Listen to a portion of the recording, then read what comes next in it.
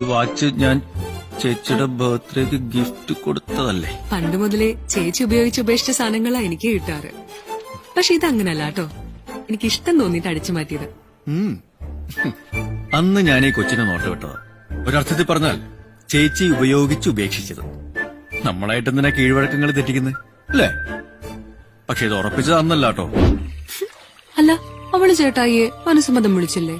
പിന്നെ അവള് പലരെയും തേച്ചിട്ടുണ്ടെങ്കിലും ചേട്ടായിയോട് ഇങ്ങനെ ചെയ്തപ്പോ എനിക്ക് കുറച്ച് വിഷമമൊക്കെ തോന്നിയിരുന്നു. ചിലതങ്ങനെയാ. ഓരോന്ന് കയ്യിന്ന് പോകുമ്പോഴായിരിക്കും കർത്താവായിട്ട് ഓരോന്ന് കാണിച്ചു തരുന്നു. അന്ന് ഞാൻ ഉറപ്പിച്ചു, ഇവള് കർത്താവിന്റെ മണവാട്ടിയാകുന്നതിനേക്കാളും നല്ലത് എന്റെ മണവാട്ടിയാകുന്നതാണെന്ന്. കർത്താവ് അതങ്ങ് പുറത്തോളൂ. ചേച്ചി പണ്ട് ചേച്ചിയുടെ ലൈഫ് സേഫ് ആക്കാൻ നോക്കിയില്ലേ? അതുപോലെ ഇവള് ഇവളുടെ ലൈഫ് ഒന്ന് സേഫാക്കി. ഇന്ന് കൊച്ചുപള്ളിയിൽ വെച്ചാണ് ഞങ്ങളുടെ മിന്നുകെട്ട്. നീയും നിന്റെ ഇച്ഛായിനും കൂടി